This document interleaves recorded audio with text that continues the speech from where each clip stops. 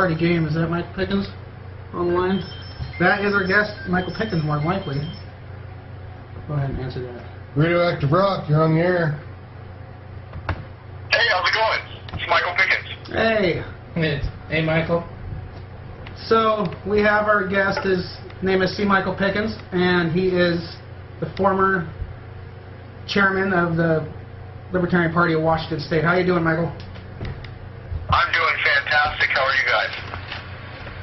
Excellent. We got things working, so that's always nice when everything's set up and it's working on the first show. It's just... We got a mic stand up here. Your first show should be a shit show. It's all good. We got a mic stand made out of a sledgehammer and a old light clamp, so that's how that's going down. Alright, so we know that everybody can hear Michael. Glad to have you on the show. How's things going? Oh, yeah, we're going to see that. You're still in the 20 I'm seconds. still on the delay. So yeah, Chris is listening to the show and he's on a delay, so he might not make any sense sometimes.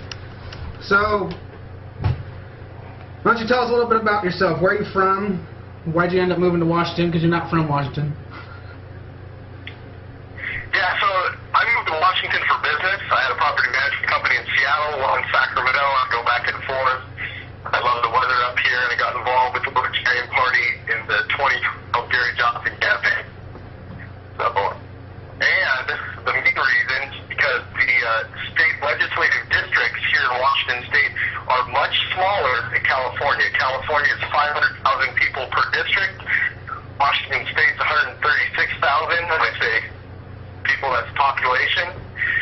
So it's much easier to get someone elected here in Washington State versus California for the state legislature. Not only that, but we have top two here in Washington, just like in California as well, but better than every other state.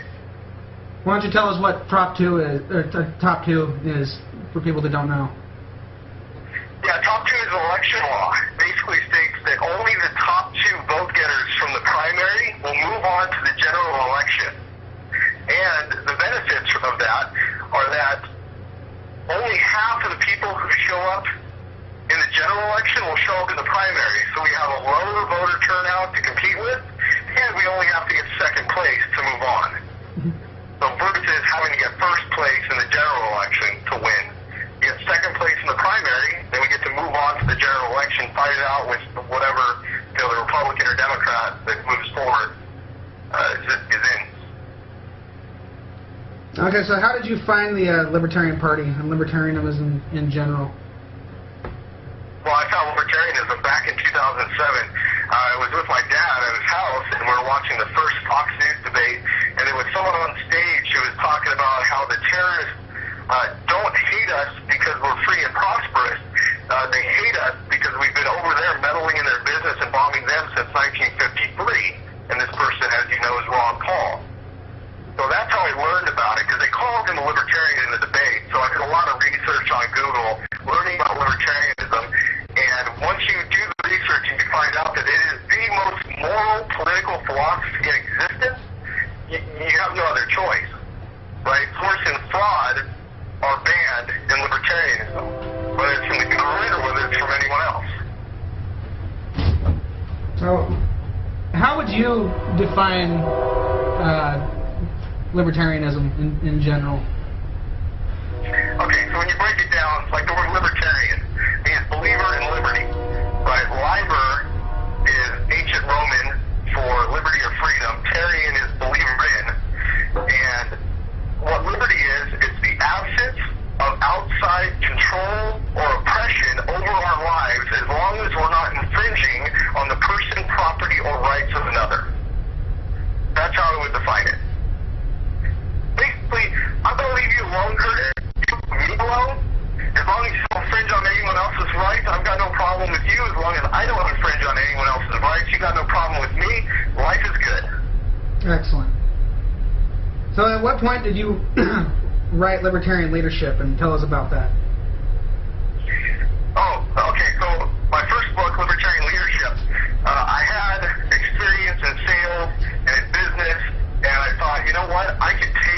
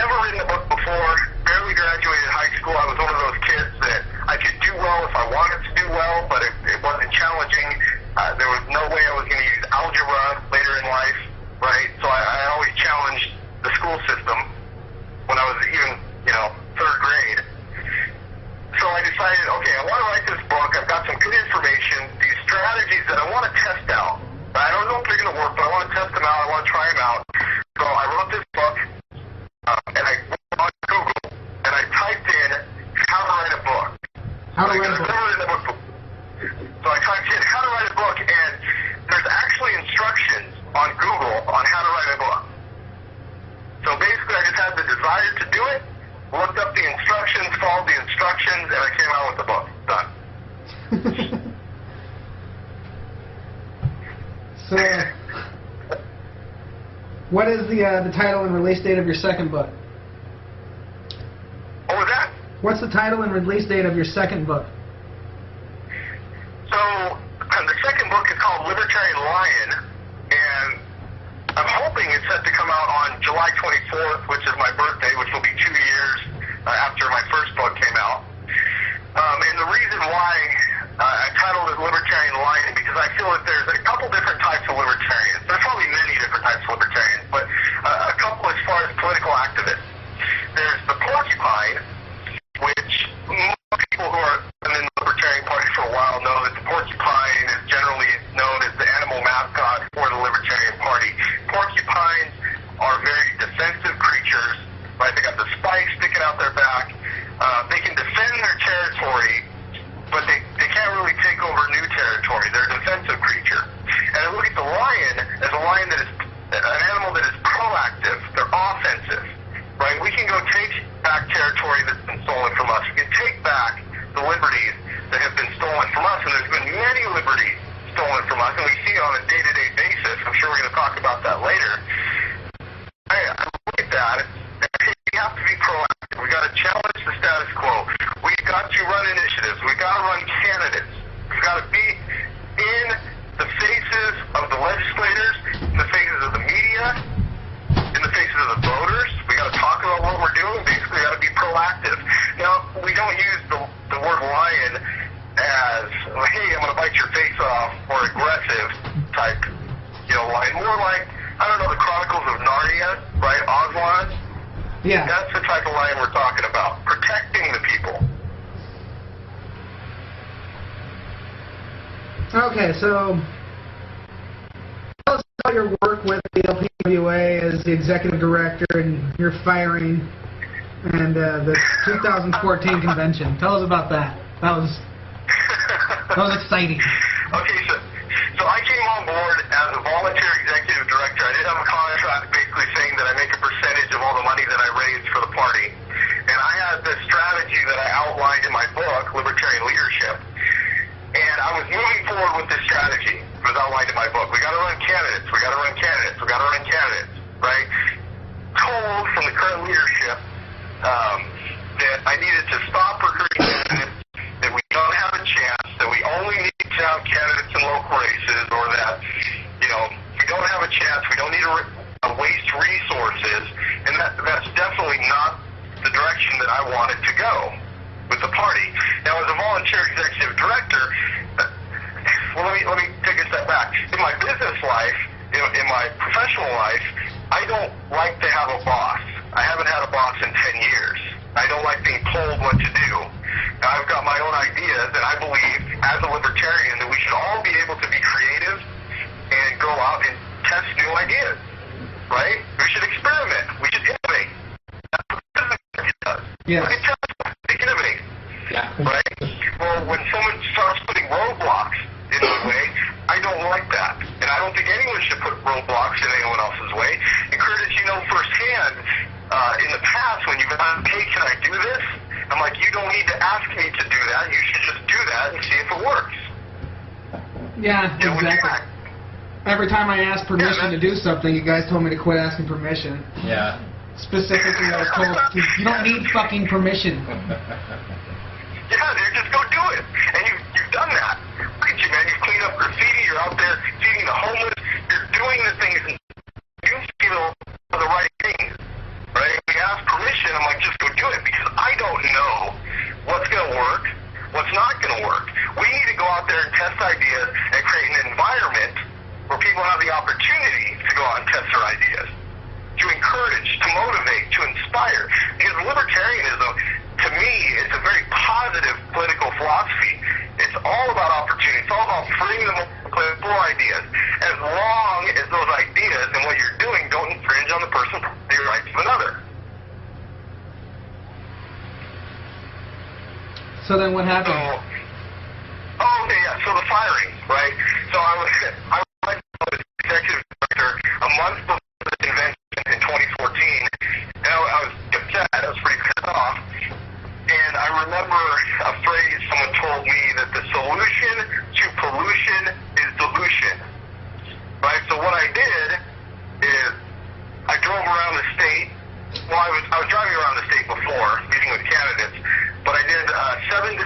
shops around the state and talked to people and basically recruited them to come to the convention and replace the leadership. And that's exactly what we did. We had a majority at the convention. We took the leadership terms from 2 years down to 1 year, and that caused votes for new leadership. So I became the chairman. I didn't want to be the chairman. You know, I served 1 year as chairman and graciously handed that banner off to Stephen Nielsen. But I did what I felt that needed to be done to where people could thrive in an organization, in our organization. Because think about it, man. We have to take over. Not take over, but we have to make an impact. And the only way we can impact is to get candidates elected. And the only way we can get it elected is if we have a thriving organization, if we have a thriving activist base. And you can't have a thriving activist base if you're trying to control them from the top down. If you're telling people that they can't try their new idea that's never been tried before. That's the whole point of trying new ideas, is that it might work. And if it works, we'll be better off. Because guess what? The Libertarian Party's been around since 1971. The shit they've been doing hasn't been working. We need to try new things. Michael. Exactly. Michael, how can people get involved? How can people get involved? Oh, they can get involved by going to lpwa.org, filling out the contact form or the volunteer form. Definitely donate. All the money that we collect goes down to the regions. LPWA is definitely the best resource.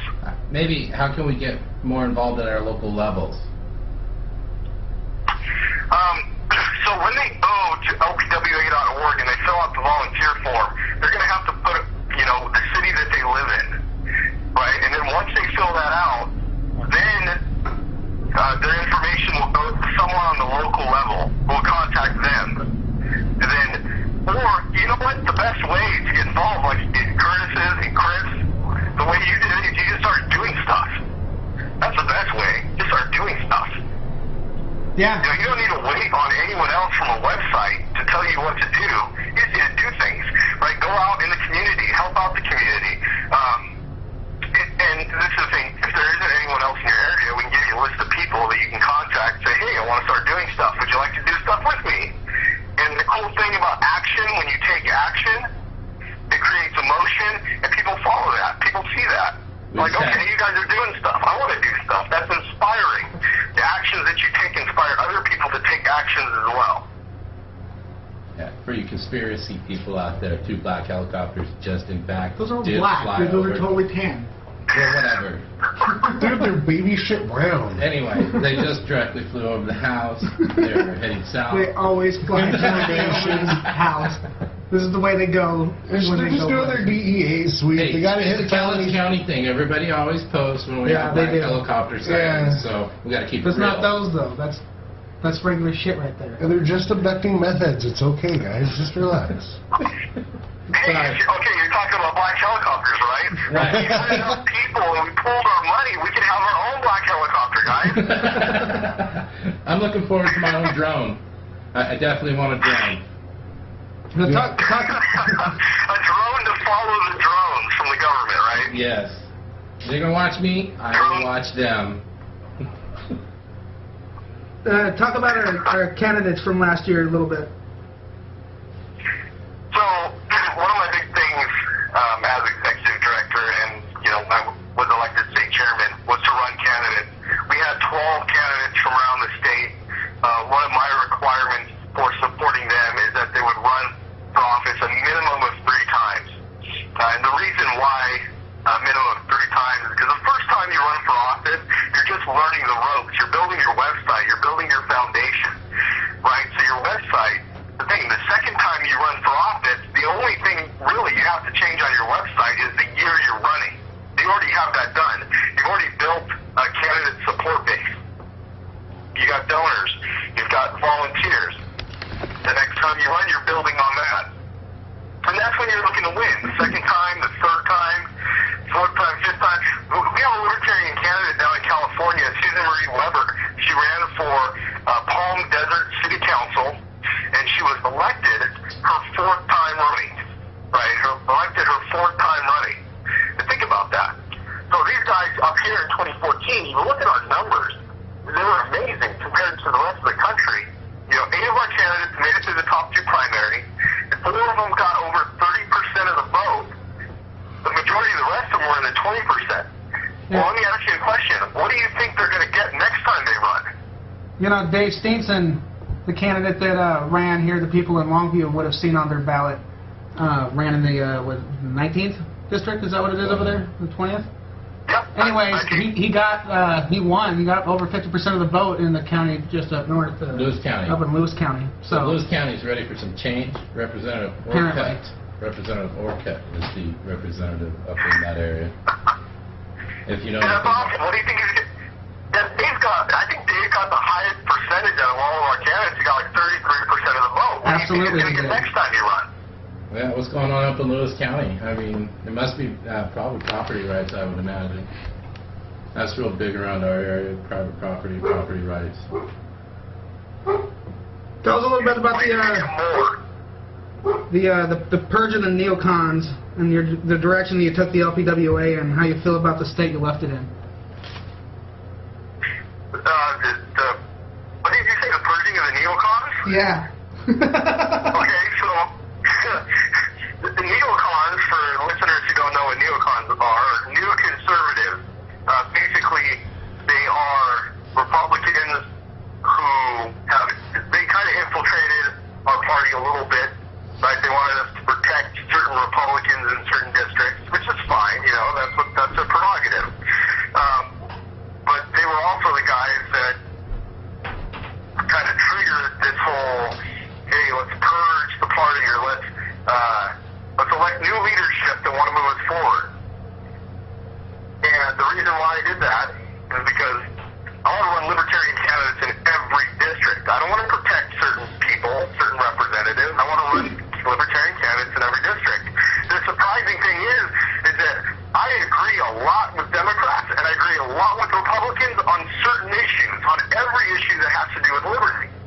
Right? We agree. Exactly. We can agree a little bit with the Democrats, a little bit with the Republicans. So I don't want to protect certain Republicans because they're more fiscally responsible or whatever it is. So that's one of my motivations for doing that. Now, I personally feel that it's not conducive to a free society to grovel to an authoritarian and ask them to vote a certain way. The best way to ensure freedom and liberty is to be the man. And to be the man, you have to run candidates. By the way, Michael, I want to let you know that we have 3 libertarian candidates on the ballot running at local elections this year. And we have I heard it. Curtis Hart, right? Right. Running for Fire District. Yeah. Then we have Rob Gibbs, School Board. Yeah. He's already won. Yeah, he's running unopposed, so we have a libertarian on the school board. And then we have Kel Born-Coons, who's also running for city council. And, Fantastic. Yeah, we would also... Yeah, you guys are rocking up there, or down there, where I'm at. But yeah, you guys are rocking. Yeah, we would... And this is the thing, man. This is what happens, dude. Motion creates emotion. The actions Chris has taken off, Chris, taken off, you've inspired other people to do the same thing. Take action. Hey, you know what? It's time we step up and take back our government. Because if they say this is the government of the people, by the people, for the people, well then why don't the people rise up? Because if you look at the voter turnout, we have 34% voter turnout in 2014. Come on, man. 34% out of 70% registered to vote. That is a minority that is controlling the majority right now, if you look at it. It takes like 13% to win? Go ahead. It takes like 13% of the population, the actual population, to win an election? After you take the people that are registered to vote, the people that end up voting, and then the people that end up winning that specific election. I mean, just breaking it down by 50% ends up being like 12.5%. It's like 1 out of 10 or more. 2 out of 10. 2 out of 10 people. That makes me think about my strategy for growing the Libertarian Party. So the problem that we've had in the past, and if you actually read Libertarian Leadership, you're going to read the wrong strategy as far as what I'm about to say, is that we need to pull Republicans and Democrats, registered voters, over into our party. And I realize that that's such a difficult thing. Even though I came from the Republican Party,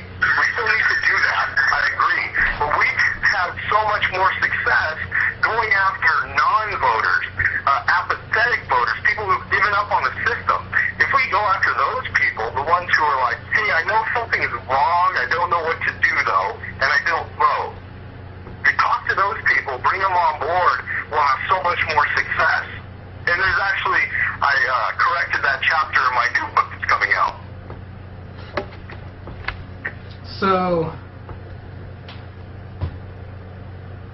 Adam Kokesh, tell us about the Adam Kokesh tour and him. Okay, so we had planned an Adam Kokesh tour for Washington State. He was going to stop by all 7 regions in this tour. It was going to cost $5,000 to do that. And what happened was I started a new business and I didn't have the money to cover it. I couldn't raise the funds to cover it. So he got pissed. So we scheduled it. It didn't happen. It was a month before. We're like, look, man, it's not going to happen. He got pissed, posted on Facebook. But the good thing is I've talked to him on the phone since then. We're still going to do a Washington State tour very soon, within the next year. So Adam Kokesh is cool. I'm cool with Adam Kokesh. We're still going to move forward with that. Okay, that's fair enough. What are your plans? What are your plans now? And what is your current role in the LPWA? So current plans now is to focus. You're going to find this funny. Focus on the local level and then focus on the national level. So the past couple of months, I've spoken to the Libertarian Party of Colorado, Ohio, and Michigan conventions. The workshops that I gave here in Washington, the 7 workshops before I became chairman, I broke those down into shorter versions, and I gave those workshops at the other state conventions. And I'll be back there in those states August and September to do those. But to focus on personal development and growth, getting people to understand that you can do whatever you choose to do, and the instructions to do it are online, right? You can be empowered. If you have an idea, just go do it. Just start it. You may not know every aspect. You may not know the how, but you definitely know the why. My why is that I have an 8-year-old son. You know, I look at my future as being threatened. Crap. You know, my girlfriend, we tried to get her a visa to come over here, got denied. Right? Thanks, I had government. 2 bank accounts shut. Go ahead. I said thanks, government. Thanks, government. Yes, exactly. I got 2 bank accounts shut down because I was in the legal cannabis industry. Legal. I've had 2 bank accounts shut down. And not only that, but hey, do you want to have a business? Would you like to have a business? You need to pay the government to have a business. See, the problem that I see is I already have the right to start a business. The government has stolen that right from me, and now is charging me extortion money to be able to do this. As long as I don't infringe on anyone else's rights, I should be able to start this business. But the government says I need to pay them. It's like the mafia. Really, if you look at the mafia, the way that they operated, Their business model is exactly the same. Pay them a percentage every single month. Anyway. Yeah, it's the exact same business model as the mafia and the government. And that's what keeps people in poverty. They just keep pulling money from them. Just keep pulling money out of the system. If you look at local communities, okay, let's say 30% of their income goes to pay taxes. Now that tax money goes to Washington, D.C. Does it come back in that community? And most likely it doesn't. The money does not go back to the community. So you're pulling 30% of the income out of that community, that if that money stayed in that community would thrive at a much faster rate than it is right now, whatever community it is.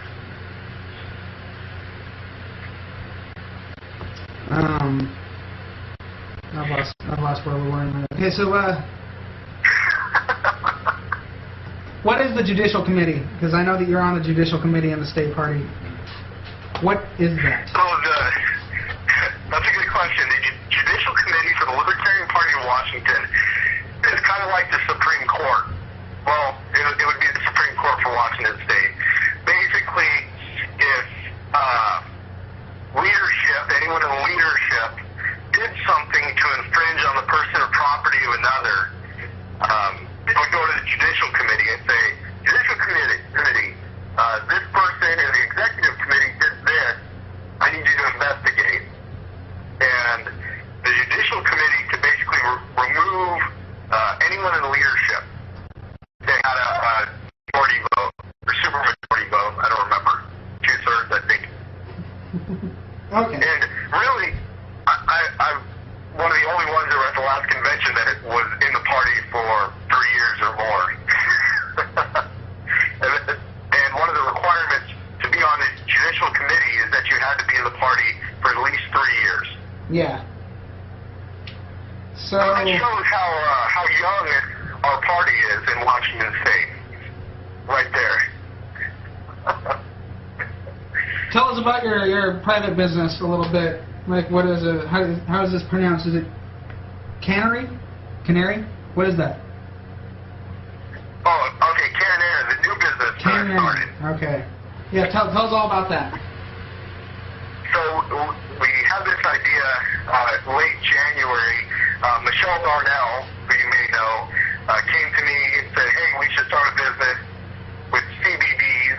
CBD is a non-psychoactive component to cannabis. And then I took it to the next level and said, hey, well, I like energy drinks, and I like smoking pot in the morning for work, and I like nootropics, and nootropics are supplements that increase brain function. So why don't we combine all this into an energy drink? And that's what we did. So we have a powdered energy drink that's coming out. You basically mix it with water or juice or whatever beverage you want to. Highly don't recommend mixing it with alcohol. Not a good thing. But yeah, we've got this product coming out, actually going into pre-launch here in the next 2 weeks. You may have to send me some of that, Michael. I might have to try some. Oh yeah, if you guys want a sample, just let me know. You can send it to Chris. Shoot me an email. Curtis can't have that. I can't. I don't do that. I don't have any authorities in my life. So the CBD that we have in this product is CBD from non-GMO organic industrial hemp. So it's legal in all 50 states. This is a food product. It's not a nutritional supplement. So it's definitely legal in all 50 states. It's not from the cannabis flower. So even though, yeah, I'm located in Washington and I do have business in the 502 market, this is not part of 502. Okay. And how about you tell us about the protest you and Jacob went to? I don't know anything about that, so you'll have to tell us everything about it. Yeah, so it's going to sound bad, but I finally had an opportunity because you see all this police brutality going on from around the country. And unfortunately, I'm not in a position where I can fly in to these other states to protest, right? So I found out from Jacob, close friend of his son, his name is Keaton Ferris, 25 years old. He died in Island County Jail for dehydration and malnutrition. So he was arrested for forging a check. I think it was around $360. I don't endorse that whatsoever. But no one should die in jail from dehydration and malnutrition. No one. No way. Especially for $360. Is that what a life is worth? $360? I mean, really? No, of course not. This was here in Washington State? Yeah, this is here in Washington. It's about an hour south from where I'm at right now. Yeah. You know, Island County, in right next to Skagit. Yeah. Our county had That's where we went out. our county had about 3 or 4 deaths last year in our jail. Yeah, we have a problem at our jail with people dying all the time, pretty much. I mean, as far as people dying in small town jails. We actually have, I think, a lawsuit going on up in the Tacoma area. I had a cousin die in that jail. Yeah, I had a friend who died in the jail. So we definitely have issues down here. I think the jail really should be turned back over to the sheriff's department instead of whoever the fuck it's with now, because they just got a bunch of people dying. There's going to be lawsuits eventually. Oh, yeah. There is lawsuits coming. Yeah. We're going to have to end up paying for that. Taxpayers will have to But pay yeah, for that. taxpayers. I pay taxes. The whole prison system needs to be reformed. Like, look at the war on drugs, man. You know, over 50% of the people in prison are there for non-violent drug offenses. That's ridiculous. They didn't hurt anyone else, right? So the whole logic behind the war on drugs is that if the cop arrests you, hey, drugs are going to ruin your life. So I'm going to arrest you and ruin your life by giving you a felony and throwing you in a cage and making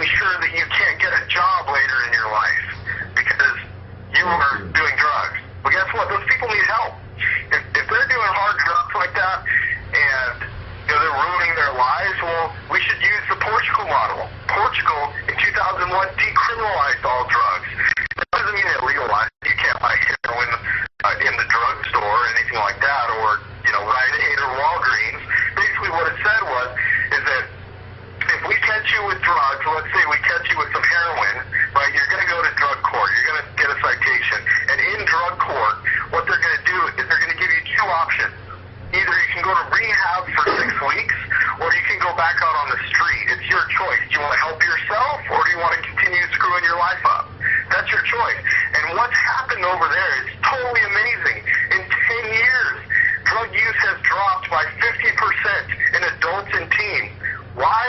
Because they give people the option. They take the stigma away from it. The option to get better, right? To get better and freedom and liberty. You can do that. But we're going to help you if you need help, when you want help. And people have been taking them up on it versus being afraid. Here in America, people are afraid to get help.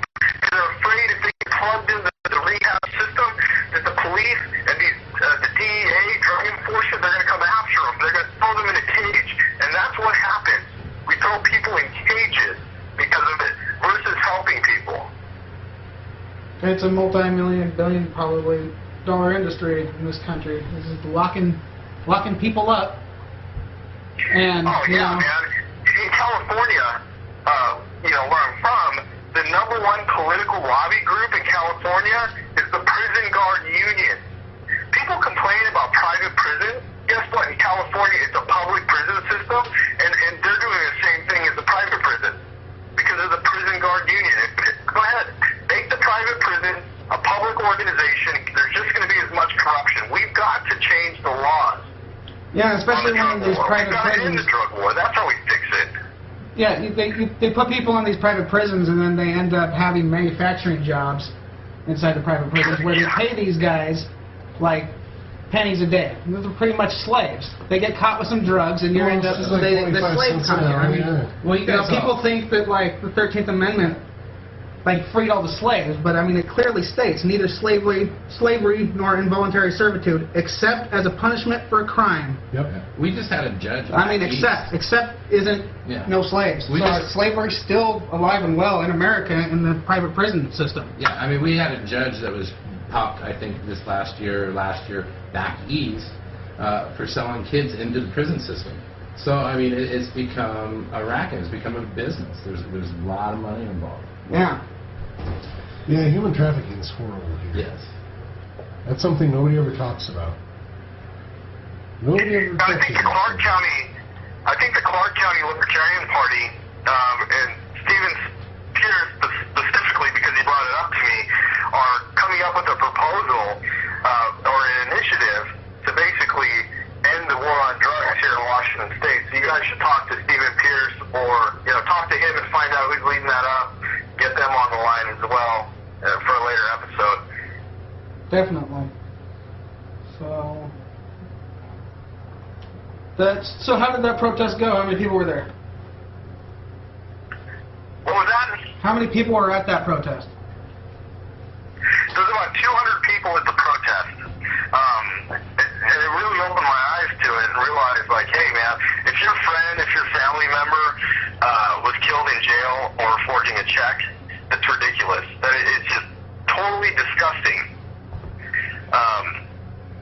And we need to hold our elected officials accountable. Most people don't realize that local police, county jail, they're controlled by their local political jurisdictions. The police, all the ordinances that they follow are instituted by the city council.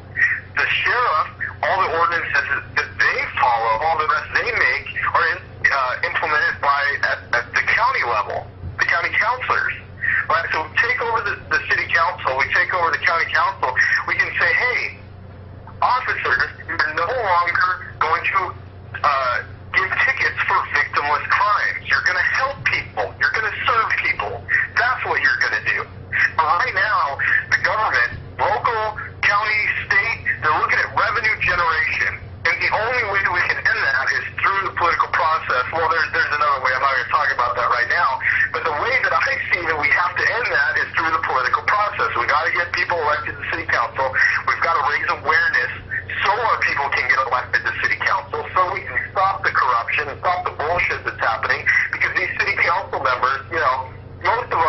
you look at it, they live in a nice part of town, right? They have connections, business connections in the community.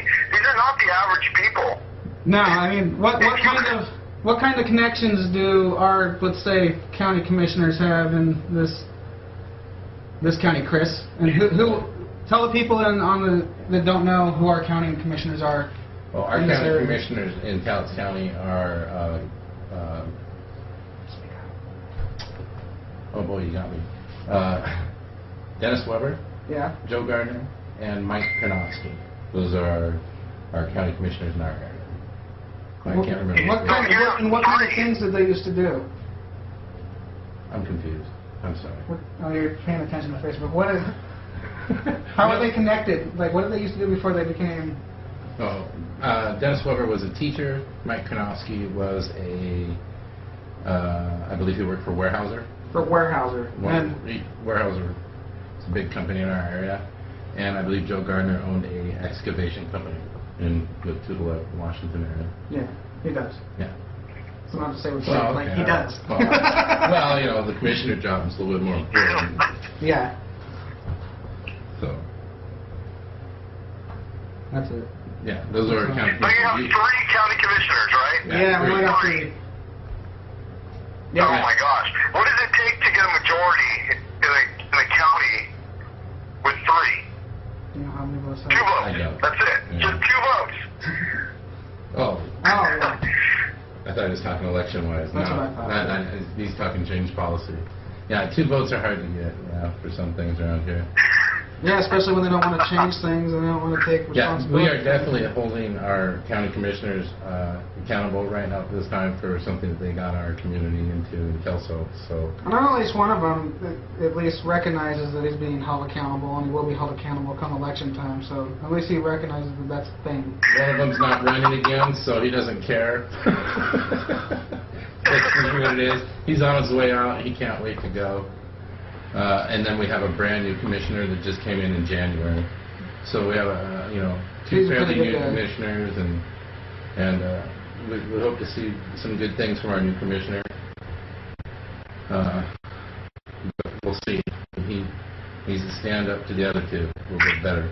Well, let me ask you this, Curtis. So recently you had the local police department there in Kelso reach out to you guys for your activism in the community. Is that correct? Yes. So the reason why they reached out to you is because they felt that you're starting to gain power within the community. Well, That's the reason why they reached out to you, because they want to know what you're doing, and they want to be able to try to control what you're doing or control whatever it is, right? Because they don't want their jobs on the line. They want to continue doing what they're doing. No, actually, So the only way that we can...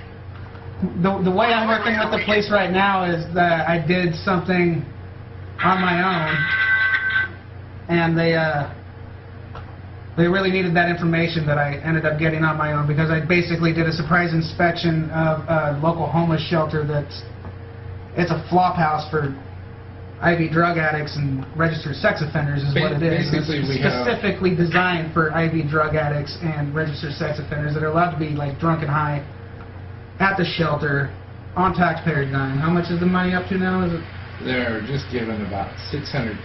$600,000 from filing fees? Nice. Thanks, government. But they have gotten almost $1.5 million of fee or taxpayer citizen money, I guess you could say. And the place has generated like 200 police reports in like 3 or 4 months, as compared to like before when it was a women's shelter, a battered women's shelter, it had like 11 Yeah. or something like that. 11 to 200. And there's things going on like sexual assaults, people like straight up running heroin and meth rings out of the building, people ODing out in the street, like literally. We got like police reports that we did a police public records request, because public records requests are fun. That should be a thing on our show, like read public records requests that we do. Anyway, let me ask you Michael... this. The people who are in there, what was holding them back from moving their life forward? See, the thing when I found out in Spokane when I was out there, they implemented an ordinance. The city of Spokane did. It's a lie down ordinance, basically banning anyone from sitting or lying down on public sidewalks. And I did more research and found out that the majority of homeless people are homeless because of drug offenses. They get charged with a drug offense. They can't get a job after that. They can't move their life forward. So they're basically stuck. They get plugged into this drug war, this whole system that's set up to oppress people, and that's why they're there. And I'm thinking that this is probably the case of that shelter that you're talking about. Is a lot of these guys and women, they can't move out of it. They can't pull themselves out because they're plugged into the system. Michael, what we have down here is part of the 10-year plan to end homelessness. It's going on in counties all across the state of Washington. And in this thing, what we have is we have a low-barrier urban rest stop shelter. There are no barriers in place at all. I mean, you can have a needle sticking out of your arm and walk through the door and stay at this place. They'll tell you to take the needle out before you come in, and they can't take it in. But the reason the police came to us is because we have been out in the community talking to the businesses around the shelter. We've been talking to the city council, the Kelso Police Department, the fire department, you know, the churches, the people in the community around the area. The place itself has such a lack of leadership that it's dangerous to be inside. Right. I mean, and what it is, see, this guy went to a city council meeting and told everybody that he was doing great and that they were lowering the crime rate. And then it came to find out that there's all the police reports showing up of people being not allowed to report crimes that are being committed against them inside the shelter. And these aren't victimless crimes like people getting their stuff stolen, people getting assaulted. And the guy wasn't allowing them to report it from his shelter because he wanted to lower the crime rate in the first place. The shelter. So that's what first. Yeah, well, they can, whatever. It shows. But that's coming from people inside the shelter that have said that. The thing is with Curtis going and feeding the folks at the shelter, they talk to him and they tell him the things that are going on inside the shelter. Well, see, and another thing is at one point he started saying, you know, there's a bunch of families showed up to this low barrier shelter because we have a ton of homeless families in this county. And so he made the claim that there wasn't any sex offenders allowed back in the building. And at one point, you know, he's saying there's no sex offenders allowed in the building because we're allowing kids in there. And what got my attention was the whole part where he's not allowing people to report crimes. That's just such an infringement on people's rights. Is ridiculous. And so that's what got my attention. That's what got me involved in the first place. So me and my buddy went down there. And I got a scowl on my face, and I acted like I didn't want to give a name. I told them I didn't want to give a name, and they let me in the building. And then my buddy gave a fake name, and he saw a registered sex offender on the list, on the sign-in sheet. And now this guy's going around saying that he's not allowing registered sex offenders in the building. And then, lo and behold, when we go outside to the back smoking area, this place is the most sketched out place ever. By the way, what one of the biggest problems? We go outside to the smoking area, and out comes the registered sex offender, and there was families inside the place. Yeah, and when we confront him about this, the guy's just like, "Oh, there's no way to tell." And it's bullshit. And we tell him like, "You didn't like check our ID," and he said, "Well, there's no guarantee that somebody that's on that list is going to give up their real name." And I said, "Yep, the guy did." Like, all you would have had to do is type his name into Google. There's a freaking and all three names show up, you know, first, middle, last. That doesn't really look good on Google when Google knows all three of your names. It means usually that you're a sex offender. One of the biggest problems with the shelter is that it houses, I think, about 33 people. And in this shelter, we have active drug users. We have people that are in recovery, possible sex offenders, possible violent criminals, people from out of the area that we have no idea how to, you know, tell who they are, and women and children, all in one little place. With one volunteer. They have one volunteer. But what I'm saying is, it's a powder keg. And the dude that he's just like making hand over fist in grant money. He's just stealing grant money and running a flop house is what it is. I mean, they don't even allow food donations. I try to take them food, and they're like, "Oh, we can't take your food donations because of it's a bullshit health code law." And I'm like, really? The only fucking rule that you're going to make me follow is the one where it says, like, you can't feed people? I'll come and fucking feed them anyways. And I just went in the parking lot and I fed them anyways. And I don't even fucking worry about somebody showing up and telling me not to feed the fucking homeless. They get money to feed them. Let me ask you this. What's your solution? we went to the city council. We got a bunch of citizens. We represented a group of 25 citizens, and we went to the Kelso City Council, and we asked that they. We felt that the county commissioners and the city of Kelso needed to work work together to come to a solution in this, because they are the ones that cause this problem, part of holding government accountable. So we asked them to write a letter to the county commissioners to come to a solution, put barriers in place at the shelter, and the barriers that we asked were the same barriers that the police department is asking for, which is no registered sex offenders. They would really like people to be local, no drug use. It's, for the most part, it's the same barriers that the other shelter in town has that's really good, which is the Community House on Broadway. That place, They have helps barriers you. in place. Right. This This place just let all the vagrants in the area, because this dude went on the Coin 6 News, which is a big news station down in Portland, and told everybody in the general region that this is where you go if you're an IV drug user or a sex offender. This is the homeless shelter for you. And we literally have people showing up from Alaska, from Montana, freaking. That's our filing fees when you buy property shouldn't be going to house some dude from Alaska that's got some kind of junk problem. Here's the biggest issue. Doesn't really want to take some personal responsibility. Go do smack. Don't take my money to get a flop house, but just smack. You guys, this shelter. I know plenty of people that are successful drug users. There's no reason. Michael, the biggest problem with this shelter is that it sits between 2 daycare centers, 3 churches, our county administration building, where people come in and out and to do business all the time, and a historic neighborhood with the retired old people who are now afraid to come out of their homes. Our commissioners will not do anything to put any barriers in place in this shelter. They won't do anything. They haven't acted. The city of Kelso acted because we went from, our citizen group, by the way, is up to almost 200 citizens now. So, the city of Kelso did what we asked them to do. We got citizens involved. We used fax. We used records requests. We spoke to leadership, spoke to the fire department, the prosecutor's office. I mean, we spoke to everybody that we needed to talk to. So we have a good idea of what's going on in the shelter with the arrest records, and it's not safe. The solution is that you're probably thinking of is where the homeless people are going to end up once we shut the shelter down, which is a problem because you're going to have all these homeless people that have a place to go now, and then they won't. And that is a problem. But here's where the problem with keeping it open is that there's no rules and there's nobody that's acting responsibly with the no rules thing. They just constantly go around and victimize others.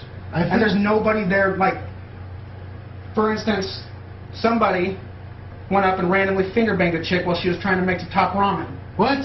Yeah, this isn't. She decided to let it go just because she knew that he had mental disease, and he did it he had done it previously, and the place decided to let him stay. And they came back and did it 5 minutes later. Somebody else saw that, and they ended up calling the police. And the problem is with this is that they told them, you need to kick this guy out of here because you got all these people in here. You can't have this dude that's running around randomly finger banging chicks. You can't live in this place.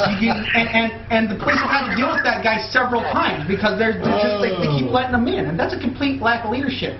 That's what that is. Randomly just jams. That's just one of the police reports. I'll eventually read that specific. That is absolutely horrible. I have read the specific police report. There's worse. There's worse. There's a whole bunch of them that live around the water park area over by Catlin. That's icky. Yeah, it's icky. And not only that, but there's been a couple times already this summer, parents have been reporting guys sitting around on the benches with cameras taking pictures again. So you just kind of got to watch out where you take your kids. Yeah, we have a lot of... What is it? We have a lot of services here in this county. Our county does a lot of seeking out of services. We have a really, really high population of sex offenders in our area. And after learning how our local government works, we actually seek out the money to bring these... No, not we. They. Okay. They the government seek out this money for case management and stuff like that to bring these guys here. I mean, we have a ridiculous amount of sex offenders in our area for our population. Thanks, government. Yeah, thank you, government. They get out of prison and they come to fucking Cowlitz County because there's services for them all over the place. Yeah. There's like all these offender housing, which are just run by basically fascist slumlords that are finding places Or other to get offenders. their fucking rent paid by the state. I'm rehabilitated. Sex Bring over offenders. your kids. It's so bad that It's horrible.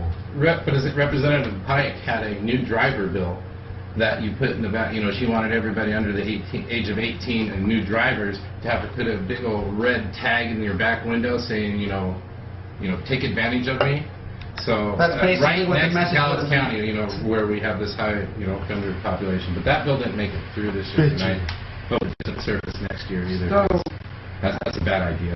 do we have any questions from the internet, from Facebook? No, we asked them all already. Oh, I'll ask another. I'll ask if there's any more.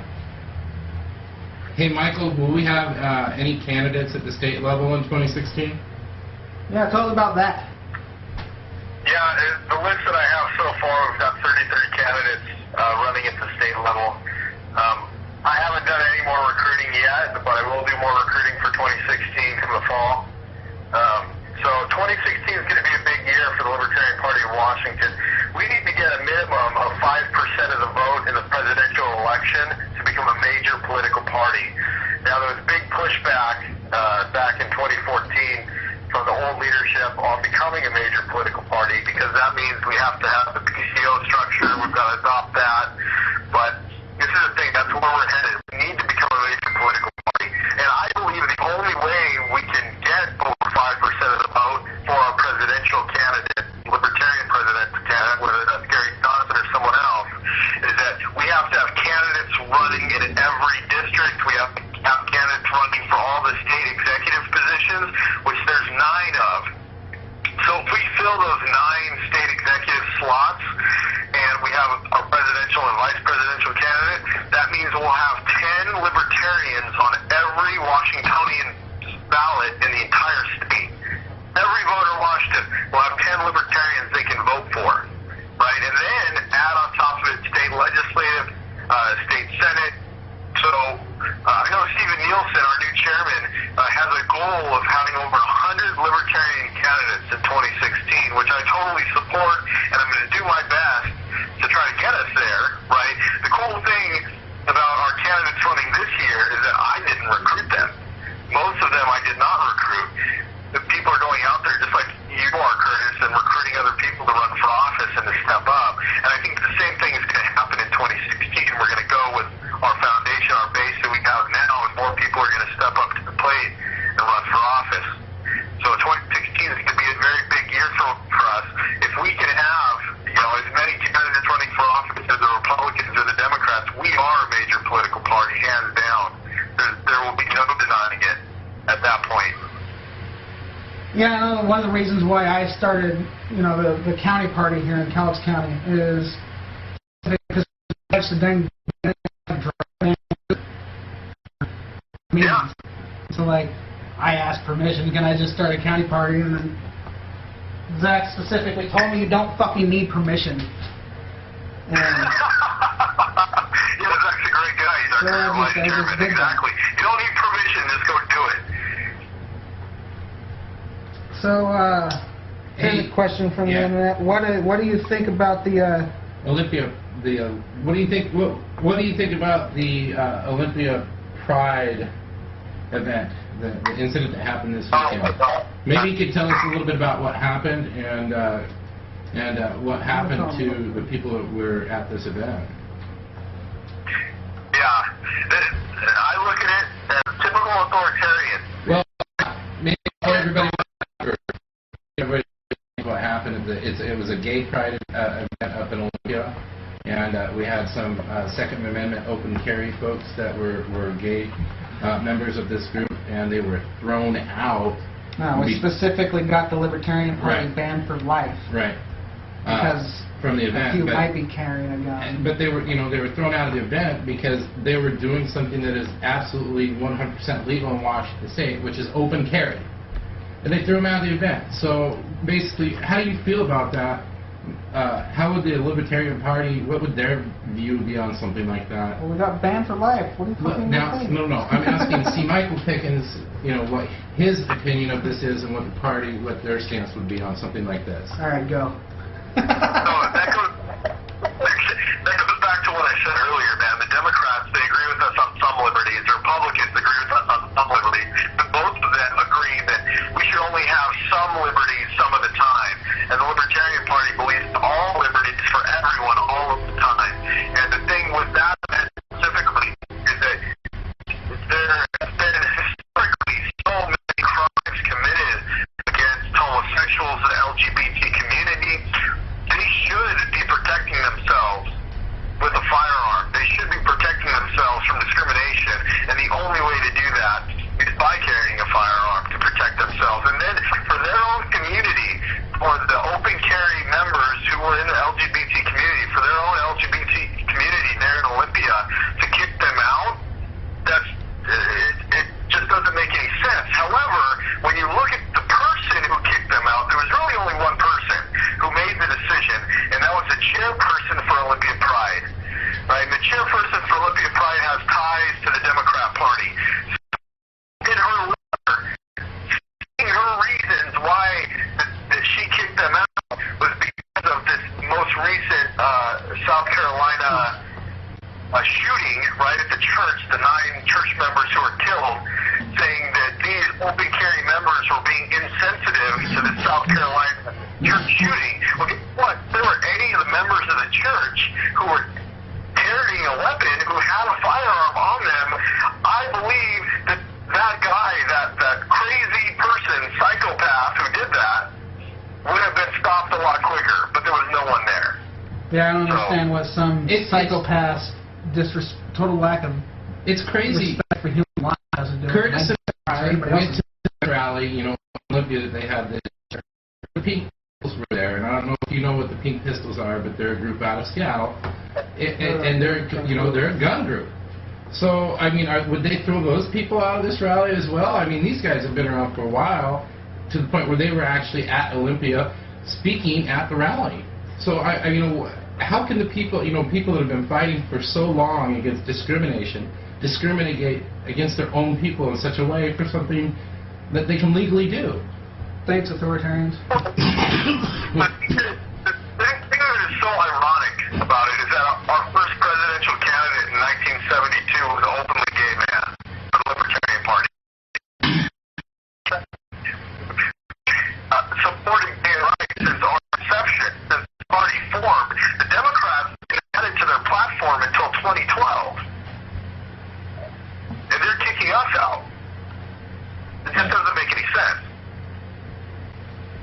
So we had another question for you. It actually comes from one of the Libertarian candidates in our area, Kilborn Kunst. He wants to know if you have any advice for a first-time candidate. My advice for a first-time candidate is to make a lot of mistakes.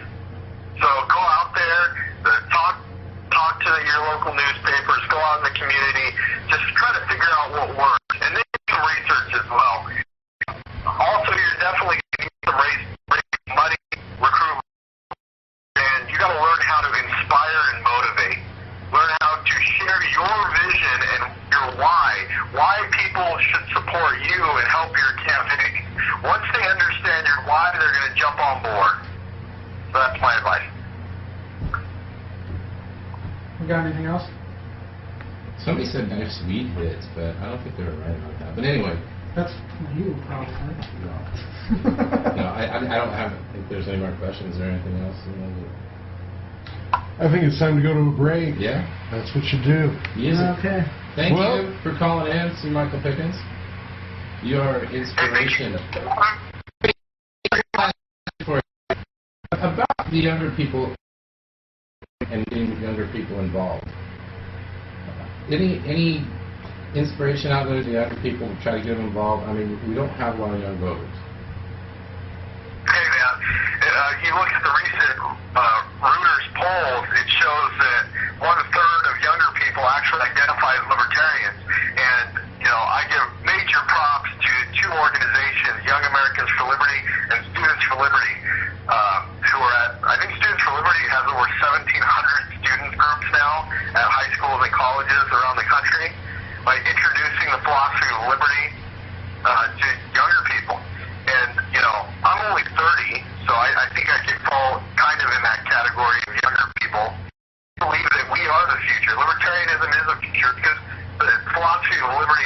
philosophy of optimism. It's a philosophy of opportunity. And as younger people realize that their opportunity is not the same opportunity that's been here 50 years ago, as they realize this, they're going to start fighting against it.